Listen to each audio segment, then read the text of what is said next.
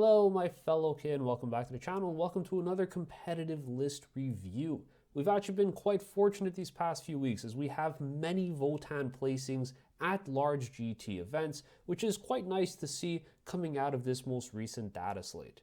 Specifically on today's agenda, I thought it'd be nice if we wrap up Orktober by looking at the Queen City Orktoberfest that was held on the weekend of October 26th to 27th of 2024. As always, we'll take a look at the Votann placings, the matchups, the overall score at the event, do a list analysis where we take a deep dive and talk about the units that were included inside of the list at this event, discuss some strengths and weaknesses, and of course contextualize the results of the placings by looking at some of the matchups. But before we go any further, I want to give a massive thank you to our channel members who help me bring you guys videos every week. So a big thank you to Jordan Stuckenschneider, Saturday SMR, The Pulp, Fusel, Sam P, Austri TM, David Dakis, and Travis Taylor. Thank you so much for your ongoing support. It really does mean a lot. Now, as for the event, the list in today's video was piloted by Jason Merton, who came first out of 31 players at the Orktoberfest GT, taking home a first place victory of 5 wins, 0 draws, and 0 losses. Matchups included a 90-point win versus Deathwatch at 64, an interesting matchup that I'm excited to talk about later in the video. Votann at 100 versus GSC at 51, Votann 68 versus Necrons at 60, Votann 96 to Eldari at 58, and Votann 85 versus another Necron game at 64.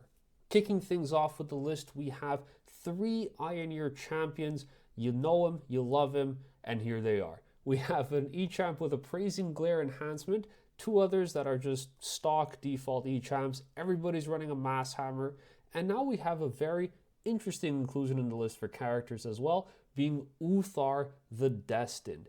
I don't think we've seen him in any competitive lists in recent times, as I couldn't even find my little template that I have here that has his stats. So I just put Uthar the Destined and I put a picture of him over here, but we'll talk a little bit more about this as we discuss the list. Now, as you can see, we have 4 characters in this list, and we also have 3 squads of 5 Ioneer Hearthguards. So it's quite simple. I do believe that we have 3 E-Champs leading 3 Hearthguard squads, and I think Uthar the Destined in this list is actually run solo. I don't really see any merit to having him included with the 5-man Hearthguard squad, so I do think he's kind of acting as that utility piece that a lot of other lists have been running recently, where they just take a solo character, usually an E-Champ, who's going to be just walking around on the board, screening out your DZ, and also doing some secondaries for you.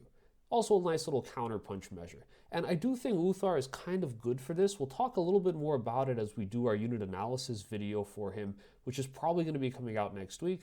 But in the context of this list, I do think we've opted to go with all 3 E-Champs accompanying all 3 Hearthguard squads, which we'll talk about in a moment. We then have a squad of 10 Hearthguard Warriors, which is obviously going to be split into 2 squads of 5 via Sagittars. Now, for loadouts on these guys, it's, you just take whatever you want. It doesn't really make a big difference. They're action monkeys. They're here to screen. They're here to die and get you primary points, or sometimes secondaries as well. So we have the L7 missile launcher and the Hylas auto rifle with the bolters on the squads. Now, for the dedicated transport, we have 4 Sagittars. I've been seeing a lot of lists recently taking 4 Sagittars. There has been a shift. We were typically seeing either 6 Sagittars or 5 sometimes, or we were seeing 2 Sagittars. And I do think we're seeing a new trend now, if you've noticed in some of these more recent lists that we've reviewed on the channel, where 4 seems to be the prominent number. A nice middle ground between 2 and 6. These are all running a Hylas, and so in terms of what they're transporting, we do have 5 Hearthguard Warriors that will be riding inside of 1 Sagittar, and then the other 3 Sagittars will be carrying 3 squads of Chthonian Berserks. The Berserks are a really nice unit that's grown on me quite a bit. They actually, at the start of the edition, I was discussing this with one of our channel members on our Discord server, which you could join free of charge by following the link down in the description below. And the Berserks are a really fun unit, and I think they have an interesting story because at the start of the edition, they were actually considered probably like our worst unit, and now suddenly, as the edition has evolved over time and infantry has become more prominent on the competitive scene, we're seeing so many berserks taken. In fact, we're even seeing 10-man berserks being taken as squads, which is really cool, and I think it's added a nice breath of fresh air to our list design. So we have 3 squads here. They're going to each be riding inside of a Sagittar. 2 of the squads have mauls, and 1 of the squads has plasma axes. I quite like this a lot, actually. I think it's pretty interesting and a deliberate choice. So the mauls are very swingy in my experience, and this makes them feel a little bit unreliable. Yes, they're probably objectively better on paper, but I do think, like, in practice, without access to rerolls, it's very easy for you to fall far from that average. Very easily. And I think because of this, it doesn't necessarily warrant not taking them just because of that access to damage 3. And in a lot of cases, you're going to be wounding these elite infantry targets that have 3 wounds on a 2, even light vehicles as well, because you're strength 9. So this is very impactful, and I don't think we should disregard their ability to do this. That said, if you throw them into squads of infantry that, something like intercessors, for example, or jump pack intercessors specifically, you're going to get more mileage out of having the plasma axes simply because they're a little bit more reliable. Because you're hitting on 2s with judgment tokens, which is crazy. So usually they're hitting on 4s with the mauls going down to 3s, but with plasma axes you're going from 3s hitting on 2s, which solves a huge issue of improving that reliability. Yes, we still don't have access to rerolls for the unit, but we are improving that chance to hit quite significantly. We're only missing on 1s. And in a lot of cases, into these infantry squads as well, we'll still be wounding on 2s if they're double judged. Think about it, right? Something is toughness 5, something's toughness 4, you're strength 9 or you're strength 6, you're still going to be wounding it on 2s. So I do quite like this inclusion of the 5-man Plasma Axe squad. It's a little bit more techy. You're building into playing against some of these Marines, maybe something like Blood Angels, for example, where I do think you'll get a little bit more mileage. You also have the option to sweep, which can't be understated, right? Like, that's actually quite helpful, I think, depending on the matchup you're playing into, because Votann, yes, they have mass volume of fire, as we'll see in just a moment moving on to the Hearthguard, but I do think in melee, this is something that the army kind of lacks because of the low volume of attacks that a lot of our other units bring to the table.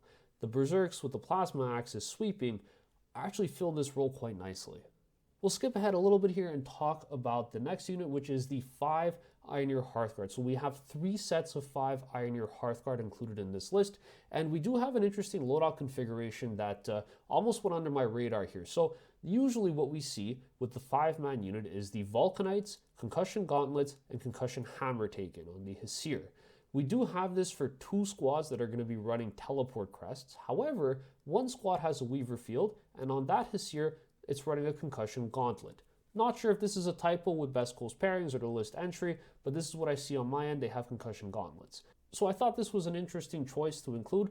I'm not entirely sure what the reasoning would be. Maybe you're looking for something a little bit more reliable because you want to have that better weapon skill inside of melee coming out of the Land Fortress, but I thought it was interesting, so something to call out here. And of course, with that said, we do have 2 of the squads with Teleport Crests that are going to be starting in Deep Strike. I would assume that you would be running the Appraising Glare enhancement character with a Hardguard squad in Deep Strike, so you still get the benefit from the effect, as you wouldn't get to do so inside of the Land Fortress, meaning that the Weaverfield Crest and another E-Champ is going to start inside of the Fortress. So a little bit of flexibility here. It looks like we're leaning a little bit more heavier into having some Deep Strike presence, some Deep Strike threats for rapid ingress, and we're going with the 5-man squads, 2 squads of 5 instead of having 1 squad of 10, which I do think is an interesting choice, and we'll talk a little bit more about that later on. Now, going into the Hecaton Land Fortress, as we mentioned, which is another inclusion in this list, we do have a single one here. It's running the standard loadout of SP Conversion Beamers and Twin Bolt Cannons. This is your default option. I don't think you should ever go away from this for the time being.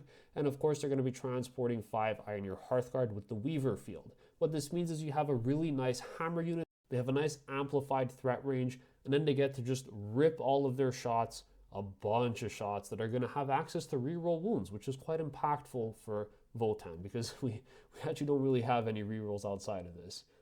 So this is your delete unit. It does on average kill basically anything in the game coming out of a Land Fortress if both of these targets are shooting into it on average. So I do think it's a solid unit to have inside of your list. The other infantry that we have here are a 10-man squad of Jaegers. These guys are basically essential. I don't think we've seen any lists since their release that haven't included them. They fill a really nice role in our roster, just allowing us to either secure an expansion objective early, deny your opponent the ability to do so themselves, or just protect your scout moves. And in this case, because we're running 4 Sagittars, we probably want to make sure that we get the most amount of value out of them by staging efficiently and effectively early on. By doing that and having the Jaegers here, we basically block our opponent from denying us the ability to get more value out of our units. Solid inclusion. I think it's a staple, and we've seen it in every single list since their release. The last thing here that is interesting is a 3-man Pioneer squad. So it's a standard squad. You got the Hylas, Rotary Cannon, Scanner, and Searchlight. Now, usually you will see 2 to 3 of these taken when they're run as 3-man squads. It's a little bit more uncommon to see a single 3-man unit included here. I do think that it natively provides a lot of value still, right? Like, you do get to screen your DZ with them early on. It's an easy drop. You just put it down and forget about it until you draw behind enemy lines later on down the line, or late game if you want to try to take somebody's objective. It's still just like a presence that your opponent has to keep in mind because of your ability to go up and down. So I do like the inclusion of this. It means you have a little bit more play as well for some of the other secondaries, as we said, with behind enemy lines, for example, or even engage on all fronts if you need to get somewhere on the other side of the table and your other units might not be in a position to accomplish that for you. So I think it's a solid choice here. It's interesting that we've only gone with 3, and just looking at this, it feels a little bit light on that utility, but do keep in mind that we've kind of have this nice flexibility with the Berserks, which we'll talk about when we look at the strengths and weaknesses. So overall, a really solid list, really interesting design to see 2 5-man Hearthguard squads in Deep Strike, and of course Uthar the Destined, who's filling the role in a lot of cases of the solo E-champ. All right, so in terms of strengths, I do think that we have a flexible use of our core pieces. And what I mean by this is the inclusion of the Berserks. Now, we're a little bit light, as I mentioned, on some of our other utility pieces we typically see, like the bikes or the Hearthkin Warriors. But the Berserks are dual purpose. We have these guys here to act as trading pieces in terms of primary, but they also play the same role, if you want them to, as Hearthkin Warriors. You just have that option. It's a little bit more expensive, of course, coming in at effectively double the price, but they do have the option to do a little bit more. They're significantly better in melee. They're a much larger threat, but they are similarly somewhat more durable as well with the Feel No Pain. So this means you could use them dual purposefully. You can either use them to attack on primary, you can use them to trade something out, or you can also use them to go and do a secondary for you and feel quite confident that they'll still be relevant later in the game. So I like this choice. I think it's fine. And this is probably the only circumstance where I would not take 2 Hearthkin Warrior squads, is if I'm running 3 5-man Berserk units. Now, on that note, the list is also quite strong on primary. We have, of course, a Land Fortress. We have these big hammer units in Deep Strike coming out of Land Fortresses as well, being the Hearthguard, of course. So once we get somewhere, we're pretty good at reinforcing that objective or denying our opponent access to theirs. So I do think that this list is quite powerful in the sense of playing the primary game. We also have good board presence. We have 4 Sagittars. That's a lot of mobility, a lot of pieces we could just spread out over the board, throw things out of them once they're properly staged, and basically just get wherever you need to be. I really like the inclusion of 4 Sagittars. I only have 3. If I had 4, I'd probably play around with this a little bit more and test it out in some of my lists, but I do think it's a really strong configuration, as I feel like it's a compromise between not leaning too heavily into the Sagittar spam, but also gaining a crazy amount of board control just out of these units that could quickly and effectively throw units out onto objectives for you. I wrote that this is also a unique build. We have seen configurations similar to this as well, but there are a couple things that I think make this stand out a little bit more, and that, of course, is the inclusion of Uthar the Destined as that lone op character piece that doesn't actually have lone op, but he's just like solo running around the board doing things for you. So I think that this is interesting, and I'm also really curious about seeing how 2 5-man units in Deep Strike work. I actually don't really like having the 5-man in Deep Strike. In my own list, I feel like they don't really do all that much because they're really reliant on having rerolls coming out of a Land Fortress to shine. But I also don't really want to get rid of them because having a rapid ingress threat for your opponent to think about and deal with is really powerful. And it is a lot of shots coming out. So if you're playing against something like Horde armies, for example, you'll be able to wipe the table super reliably with these units. Just bring one down every turn and then rinse and repeat. Now, another cool strength about this list is that there's good utility for secondaries. It is a bit of more of an elite style list. I think we have 16 activations total, but we don't really compromise on our ability to do these secondary actions because of our flexible use of some of our core pieces, like Uthar the Destined and the Berserks, of course. Now, what about in terms of weaknesses? I do question the value of having a 1x3 bike. I would be curious to hear how the pilot felt that this worked in his list. Like, clearly it did very well at the event, of course, but I do feel like having 1x3 bikes is something that's a little bit more risky. You lose some of that redundancy with the secondary play. You lose a little bit of that redundancy with threatening backfield objectives as well. I've been thinking about maybe dropping down to 1x3 bikes, but every game I play, just having that utility, having that screening potential, I just change my mind by the end of it every single time. So I'm just curious to learn a little bit more about how the pilot felt 1x3 bikes worked, if there was ever any option to maybe drop Uthar and free up a couple more points somewhere and then bring in a second squad of bikes if there was any value in that. Curious to hear his thoughts. Another weakness here is just natively, we are on the lower end of activations as we do have an elite style list here. I don't think it's super problematic because, again, as I mentioned with the strengths, the way the list is designed is that it's very dual purpose. We have a lot of units that could do two different roles and do them quite well as well. So I do think that this is fine to have, and I wouldn't really put it as like a major weakness to the list, but it is something to keep in mind that naturally by playing a more elite style army, you have to be a little bit more reserved about where you put your pieces on the board and how you use them. And on a similar note, of course, it's questioning the 3x5 Hearthguard. So I love Hearthguard. I run 2x5 in my list, but I still wonder how effective it really is having two of these guys in Deep Strike when you think about the fact that they're not actually going to be benefiting from some of the strongest synergies that we have access to, being the reroll wounds. So these are just some takeaway questions I would have if I had the chance to speak to the pilot. Let me know what you guys think down in the comments below. You may have noticed some pretty cool painted pictures of some Votann on the slides we just discussed. These come from our Discord server that you could join free of charge by following the link down in the description below. Come join a community of like-minded kin, talk tactics, share photos, and even get your models featured in my weekly videos. So looking back on the list, I think it's a pretty interesting design. I understand what the pilot was aiming for. I think it works quite well. And I really like the dual purpose Chthonian Berserks and that tech piece included with the plasma axes, just kind of leaning into playing against Marines. I think it's quite nice. And I think we will see this come up a little bit when we discuss some of the matchups. All right, first game I want to talk about is Votann into Deathwatch. Now, when I initially saw Deathwatch on the list, I was pretty excited because I said, oh wow, finally we're going to get to talk about a matchup here for the Inquisition.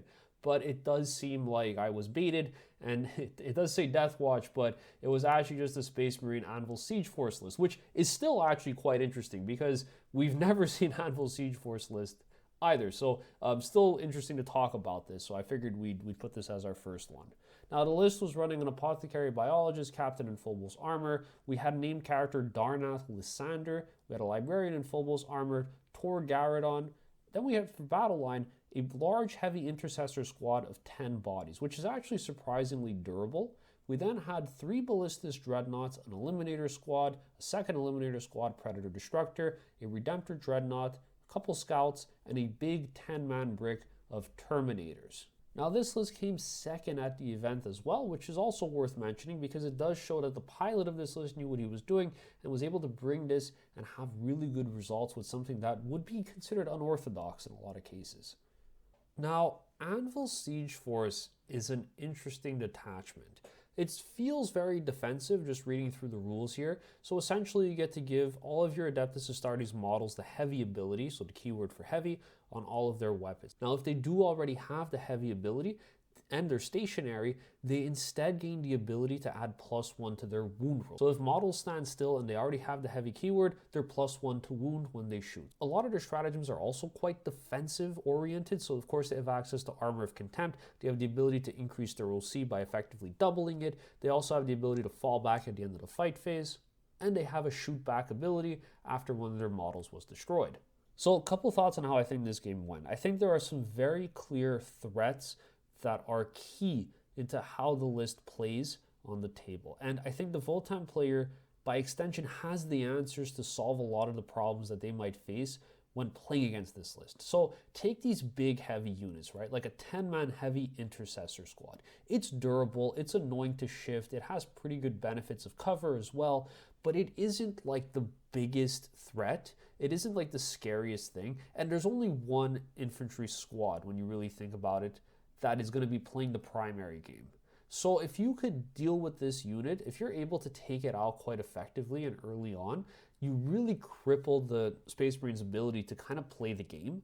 It really becomes a lot harder for him to hold objectives. He's going to have to bring some of his bigger things out onto the table and just hold them there and hope that you don't have a way to deal with them, like the Ballistic Dreadnought or the Redemptor, for example. So I think going into this, it's very clear what I would judge. I would judge the Heavy Intercessor squad because it's a 10-man brick. It's a big investment coming in at 190 points, and I assume that you are running the Apothecary Biologist with this and maybe something else as well. The other thing I would look to judge right out the gate is the large Terminator Assault squad. I would judge this because it's 360 points. You could screen it out, but when it does come down, it's going to be annoying to deal with because the Storm Shields allow them to have 4 wounds instead of 3. This is massive. It's very significant. And the reason for that is because all of our weapons that we have are damage 2 or damage 3 in melee with the mauls. So whereas regular Terminators would actually be in a good amount of danger from our Berserk squad, it now suddenly takes 2 successful unsaved wounds to go through to kill 1 maul, and we're wasting a lot of that damage as well. So the Storm Shields really throw off the math in this case because of how they're designed to increase their wound count up to 4. Now that said, this isn't Dark Angels. They don't reduce damage by 1. So if you do get through with something like a Land Fortress, for example, with an SP Conversion Beamer that's damage 4, you will be able to pick up a couple models a turn shooting at this unit.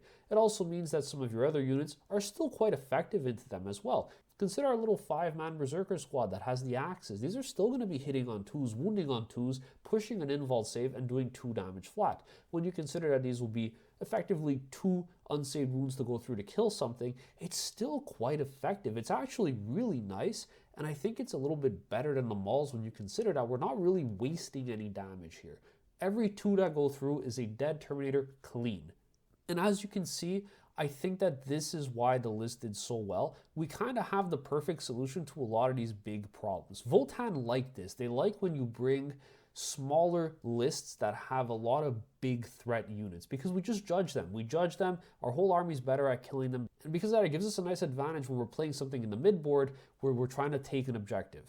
Now, for my other 2 tokens, I'd probably put one on the Scout Squad as well. I think this is nice. It's free judgment tokens. If they play too aggressive, you have so many Berserks that you're able to maybe get a nice cheeky charge behind a wall, behind a ruin, pick them up, and maybe survive the return fire if something does get an angle on you, if you were unable to do that behind the wall to begin with. So I think that you have some nice responses here. You have some nice tools in your disposal. You could even use the Jaegers to do this, for example. It's something I've done in the past as well. Just go after those infiltrating units. A 10-man Jaeger squad shooting with their grenades first, then shooting, charging, increasing their AP if they have to. They'll wipe a squad. So you'll get your judgment tokens early on. And I think this is a really good benefit. You're able to trade these guys in a way that's netting you so much value. So I think that they're really good in this list, and they're really good into this matchup as well. Now, the last thing that I would probably judge here would be the Redemptor. I'm not that afraid of the Ballistic Dreadnought, and I don't think this list has to be afraid of it either. You have 4 Sagittars, so yes, maybe like a Ballistic could pop off and kill a Sagittar, but it's unlikely, right? It would probably take 2 activations to kill one of your Sagittars, and in return, you are actually pretty decent at picking up these tanks if you get a chance to shoot at them, pairing Sagittars together for a cheaper points cost as well. So I think that ultimately we have a slightly more effective and efficient unit going into this. And if we do engage in like a trade war type game with this army, we come out on top. And that's probably what I suspect happened. As long as we can deal with that intercessor squad, so maybe you commit your 5-man Hearthguard unit coming out of the Land Fortress, they shoot, they charge, the Land Fort shoots as well, you clean them up. Or maybe you throw your Maul Berserks inside. These things are 3 wounds apiece, pick them up nice and easy. As long as you keep your screening up and you're able to effectively deny where your opponent wants to bring their Terminator Assault Squad down to, which I do think is possible. You have 3 bikes, you have a lone character who's going to help push that screen out a bit, you have that good utility, you have that good board presence, as we mentioned in the strengths of this video. You could kind of dictate where your opponent has to land, and this is massive in terms of turning the tide of the game and making your opponent lose out on something called tempo. It means it takes them a lot longer to get to where they need to be, and you force them to come down in an inefficient spot or somewhere where you have a response to that threat. So ultimately, it looks like the game was well played, but the pilot did come out on top here with a 90-point victory. I thought it was an interesting list as we don't really see Anvil Siege Force taken ever, so it was worth discussing this. The next list I want to talk about is GSC for Game 2. I was going to do a Necron list originally, but I feel like we cover Necrons in every video, and it's always basically the same thing. So I wanted to talk a little bit more about something unique like GSC, which we don't see all that often. Now, I mentioned at the start of the video, talking about the strengths here of the list, that we do have a ton of firepower. We are able to deal with horde lists very effectively, especially things that are going to be like toughness 3, toughness 4, and that's exactly what we see with GSC. And if they have those stronger units like Aberrants, for example, our Berserks love charging into that. We come out on top every time. So I do think, again, it comes down to the Votann player being able to answer a lot of the threats that their opponent is bringing to the table. As long as you have a response to that and you organize your deployment in such a way that allows you to match these threats as effectively as possible, you will come out on top of the trading. And that's what's key to making this list work. I think because you're running more of an elite style archetype, you're looking to get the most effective use and activation out of each one of your units that you're taking. So something like GSC, something that does lean into having more of a horde type army, something that pops up and stays on the table, just swarms objective with 20 wound count units. This is what Votann loves, especially running 3 5-man Hearthguard bricks. It's such a cheap response of being able to answer to that threat. For 150 points, you delete anything. And you don't even need access to reroll wounds. That's what's really nice about this. So I do think that the 5-man Hearthguard units in this list, inside of this matchup, were actually quite pivotal to the success of the list. They're able to weather a lot of the return fire back, the return charge back as well, and they're also able to dish out a ton of critically painful damage back to their opponent and clear any objective off the table. You also still have some pretty good screening, as we said earlier, with the Berserk units pushing the screen back and your character who's going to also be just acting as like a screening beacon in the middle of the table or on one of the side, their flanks. I think that this list plays really well into GSC as well, and this is reflected in the overall score of 100 to 51. And on a similar note, the last thing I want to quickly talk about here is the Eldari matchup. Now, what we see with Eldari is that it's also another one of these kind of like MSU style lists where we have always like these lower model count infantry units, like the minimum size you could take. They're all like toughness 3 or something. They're all like very effective, of course, in their roles, but they're not that durable. And this, again, is where the list really shines. We have so many answers to these threats. We have the Berserks that act as like this redundant tool that we're able to just throw out. We have our rapid ingress. If somebody pushes a little bit too aggressively, we cancel the trade and we just come down with the reserve Hearthguard and just delete whatever is there. Especially with like 5 wound units, right? Like, it's actually worth overwatching with your Hearthguard squad just for the sheer volume of fire that you get through. I would rapid ingress this, and let's say something comes out to trade on an objective, or try to like auto-see you, or get an angle to shoot, you just overwatch it, and you'll probably reliably pick it up as well. So I think this is really interesting. The way the list is designed, we're kind of looking for these matchups. We're looking for things that have lower wounds, lower toughness, and just punish those archetypes. And to just kind of reinforce this point, just like holistically looking at how the scores line up, we do see that in lists where we have more favorable matchups because we're looking for those MSU or those big bricks of things that have lower toughness so that we double judge and just effectively wipe them off the table with any one of our Berserk units or the Hearthguard and Deep Strike, we do see that the score is significantly higher in our favor, right? Like Votann 90 to Deathwatch at 64. Votann 100 to GSC at 51, a prime example of what this list is capable of doing. And then Votann at 96 versus Eldari at 58. Again, just shutting down these MSU style lists because we're just more effective into that archetype. But for lists like Necrons, which are historically a little bit more tougher in terms of their durability, as people don't really run around with warrior squads for Necrons, right? Like you're talking about Wraiths, you're talking about C'tans. These are units that require a little bit more of a commitment to kill. And I do think in this case, we are seeing tighter scores reflective of this more difficult matchup. For instance, 68 versus Necrons at 60, significantly tighter, right? Or like Votann at 85 versus Necrons at 64. We still get the win here, but the score disparity is a lot less severe. So again, I do think that this highlights again that strength and weakness of being able to play really well into some of these more MSU or like lower toughness target lists versus archetypes that might be a little bit more durable. We might struggle a little bit more to punch up into them because of that heavy point investment inside of the 5-man Hearthguard units. Would love to hear the pilot's thoughts on this, if he agrees or disagrees, how he felt these games went, these matchups, and how he felt about his list overall at the event. If you enjoyed this kind of content, please don't forget to subscribe, like, and leave a comment for me down below. It really does help a lot. It gets my video out there for more people to watch and brings more people to our Discord server, which again, you could join free of charge by following the link down in the description below. A massive thank you, of course, to our channel members. And with that said, thank you for watching, and we'll catch you all in the next one.